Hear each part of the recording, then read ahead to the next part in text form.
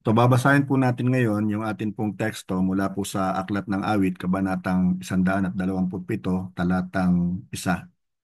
Nakasulat po, maliban nga na si Yahweh ang nagtatag nitong bahay, ang ginawa ng nagtayo ay wala ring kabuluhan. Maliban nga na si Yahweh ang sa lungsod ay gumabay, ang pagmamasid ng bantay ay wala ring saysay. Hindi po tahasang sinabi sa verse na ito na ang Diyos ang literal na nagtayo o nagtatag ng bahay. Sa halip, sa pamamagitan po ng divine inspiration ng Holy Spirit, isinulat po ni Haring Solomon ang sekreto ng tunay na tagumpay. Sinabi niya na para maging tunay na successful ang isang tao, kailangan niyang lubos na umasa at magtiwala sa Diyos. So ang pamagat po ng pag-aaralan natin ngayong gabi ay sekreto ng tunay na tagumpay. So ang tanong, ano ang ibig sabihin ni Haring Solomon sa verse na ito na atin pong binasa? Ang una po, ano man ang gawin ng tao kung hindi kasama ang Diyos ay walang kabuluhan.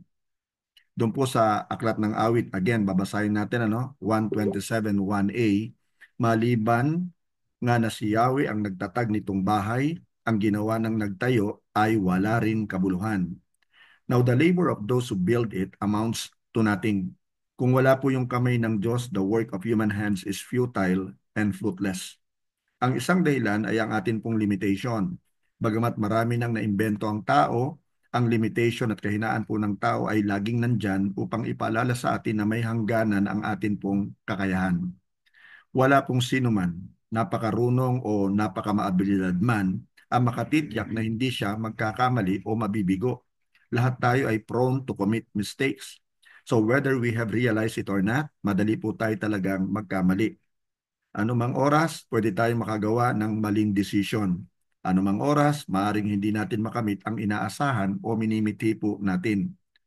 Ang kaalaman po natin at karanasan ay makakatulong lang sa ating pagpaplano at paggawa ng projections sa kasalukuyan.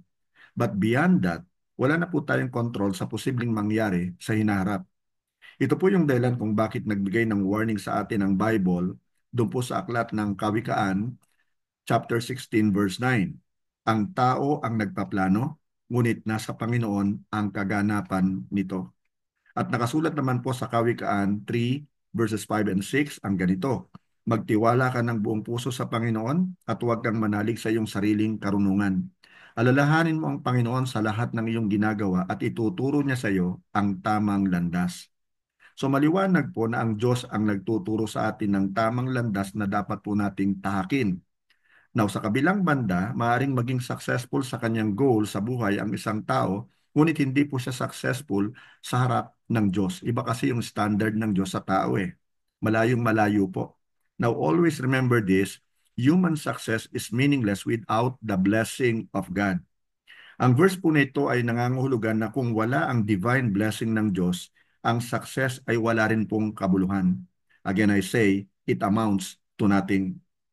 Basahin po natin ang nakasulat sa Kawikaan chapter 10 verse 22.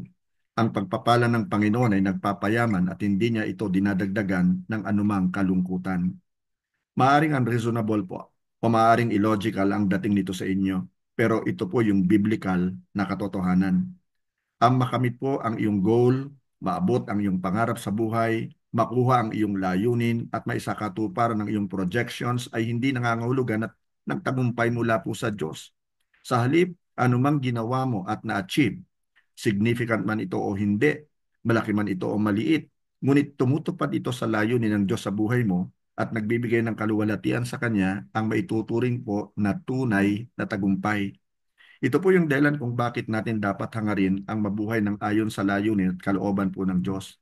Dapat po tayong mamuhay in a way na nawo-worship, napaparangalan, at naluluwalhati po natin ng Diyos. Dahil ito po ang dahilan kung bakit niya tayo nilikha in the first place. At alam nyo, living a God-pleasing life guarantees us of God's blessings and true success.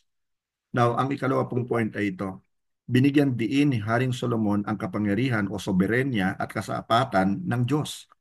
Tiniyak niya na ang Diyos ay more than able and God is more than enough to make our life truly productive, truly meaningful, and lasting.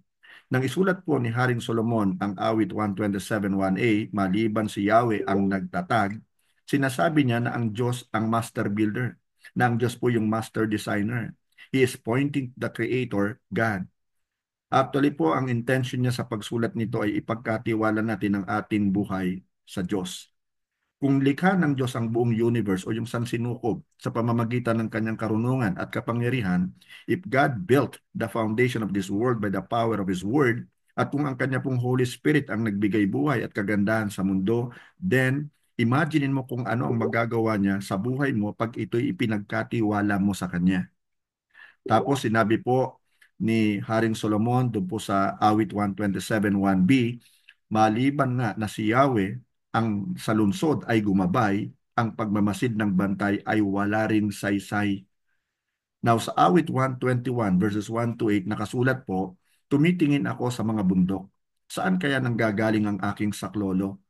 Ang tulong para sa akin ay nanggagaling sa Panginoon na gumawa ng langit at ng lupa. Hindi niya papayagan na ikaw ay mabuwal. Siyang nag-iingat sa iyo ay hindi natutulog. Pakinggan mo ito. Ang nag-iingat sa mga taga-Israel ay hindi umiidlip o natutulog. Pagdating po sa verse 5 hanggang sa verse 8, ito naman po ang mababasa natin. Ang Panginoon ang nag-iingat sa iyo. Siya ay kasama mo upang ikaw ay patnubayan. Hindi makakasakit sa iyo ang init ng araw o ang liwanag ng buwan kung gabi. Iingatan ka ng Panginoon sa anumang kapahamakan.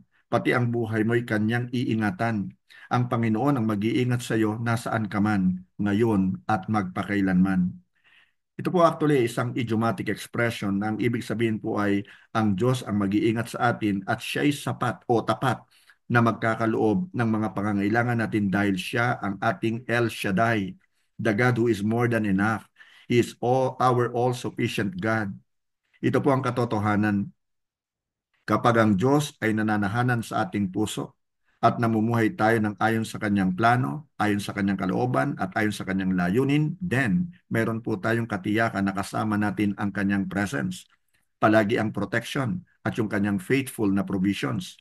Nakasulat po sa Jeremiah o sa Jeremias 32:27, ako ang Panginoon, ang Diyos ng lahat ng tao, mayroon bang bagay na hindi ko magagawa?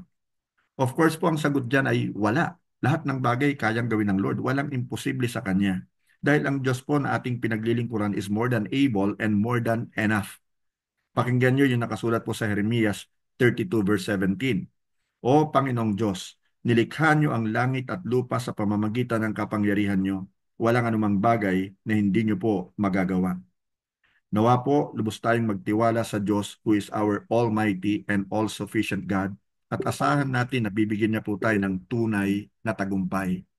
Marami tayong pagsubok na pagdaraanan, pero pag tayo po'y kapanalig ng Diyos, lahat po yan ay ating malalampasan, atin pong mapagtatagumpayan. Glory to God po.